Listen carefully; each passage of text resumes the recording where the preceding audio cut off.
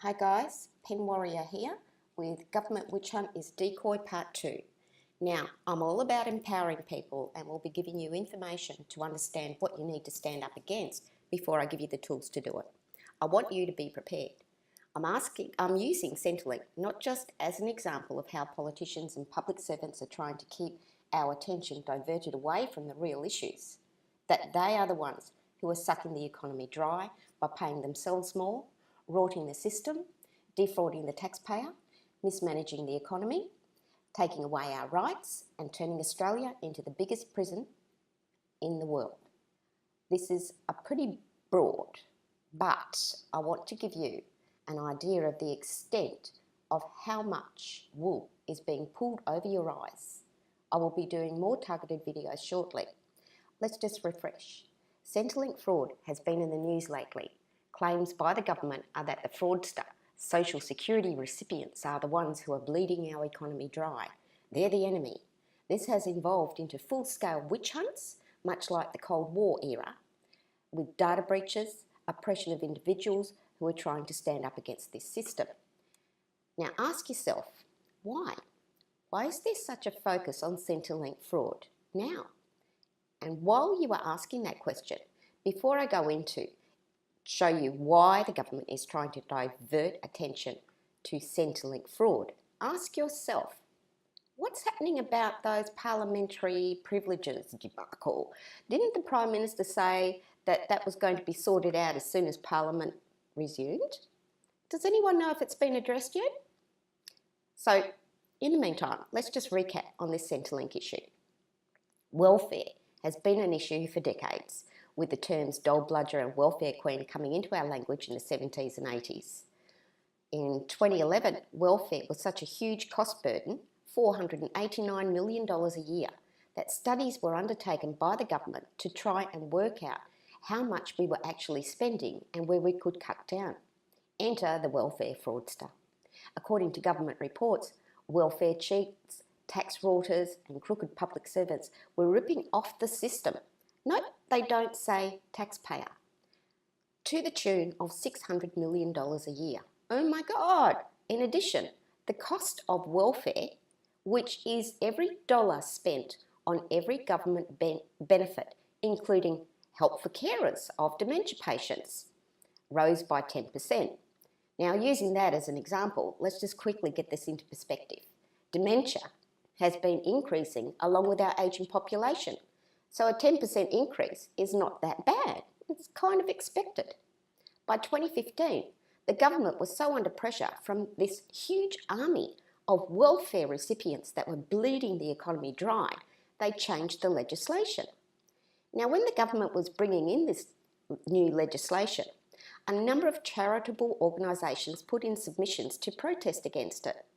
Here you see an example of a family that gets tax benefit A who need to go and care for a sick relative overseas. They get that benefit cut off. Now let's just think about this. Because this did become embedded in the legislation, it does affect a lot of people right now. Let's think about Mr. and Mrs. Joe Bloggs, who lost all their super in the last global financial crisis just before they retired, and now they are living on the aged pension. Now, the old couple get a gift from their children, a trip overseas.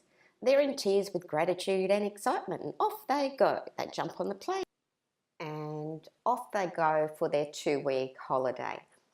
Now, as the legislation stands currently, the old couple will have their benefits cut the moment they board that plane.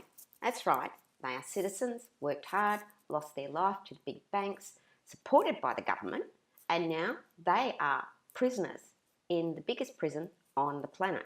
Pretty oppressive legislation when you think about it that way. So, why the need to cut back so much on welfare? Why is Centrelink fraud such a huge topic at this moment? What else is costing this country a lot of money?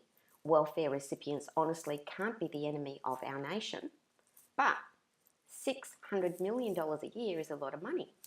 What else is costing us a lot though? Let's have a look at Australia's big government by the numbers to start with. This is a report from the Institute of Public Affairs, May 2013. Now, before we look at this, we must first cast our mind back to that question. Has Turnbull addressed the parliamentary entitlements rorts yet? Anyway, let's move on. Now, the government will state they have downsized the public service, but this downsizing was due to privatisation. However, in the 21st century, the public service began to increase again. So hold on, we privatise like the wind, and now we need more government staff to manage. What? Well, even though the Australian government had decreased the public service due to privatisation, they were now increasing it to police its citizens. As you can see, the real army, that is the Defence Forces, rose to just under 30,000 by 2012. Pretty impressive. But what's this? The tax army? That's the number of public servants employed to police its own citizens and claw money out of their hardworking souls.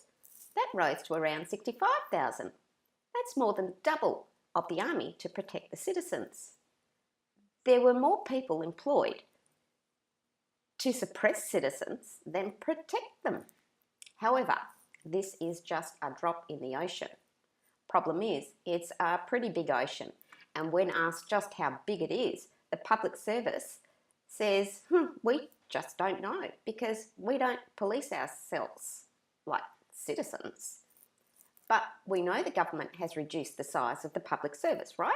Of course they have, but they have increased the number of ministers, and the ministers and senior public servants have been voting for their own pay rises.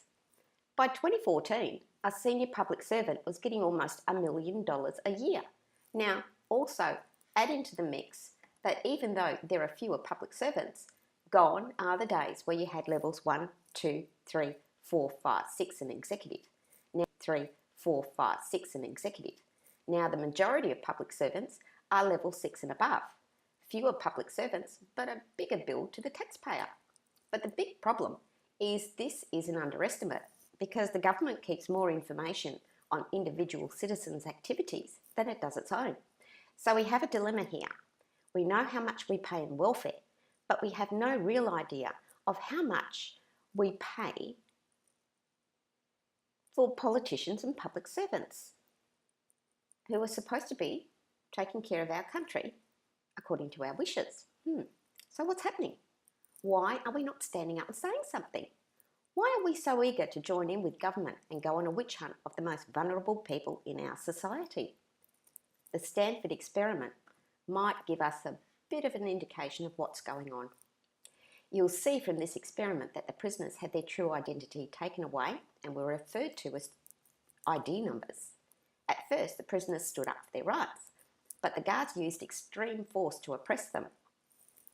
The guards even waited until they thought no official was watching them and then used inhumane methods to oppress the prisoners because they tried to speak up. This resulted in the prisoners becoming subdued and too afraid to speak up. They acted like oppressed individuals. Even the families that tried to help their child in the prison system made sure they went through the approved channels in an effort to reduce the amount of oppressive violence being exerted by those in authority. The prison guards began singling out prisoners and engaging in bullying campaigns. Sound familiar? Centrelink? The other prisoners were so oppressed, they joined in to prevent further oppression on themselves.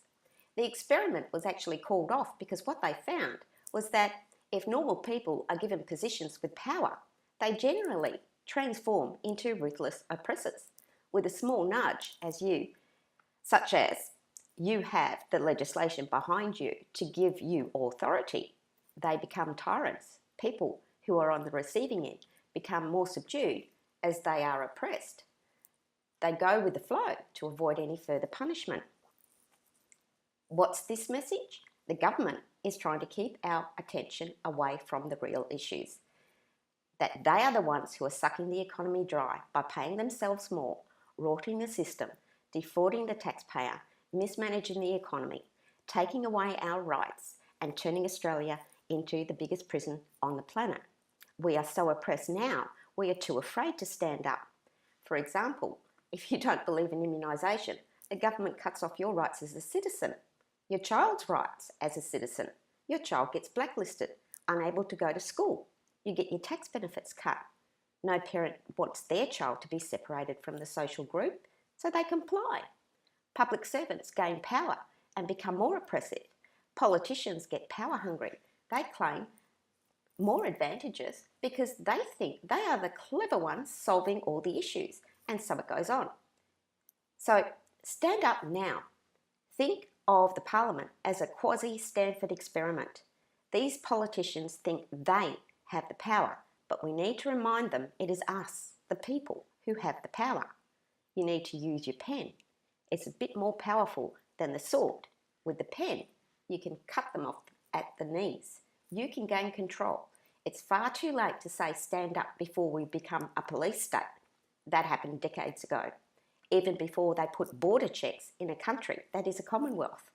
Stand up now, or you will be more than just a prisoner in the biggest prison on the planet. Stand up, say something, say anything, just say something, and use your pen like a sword in a battle for your life.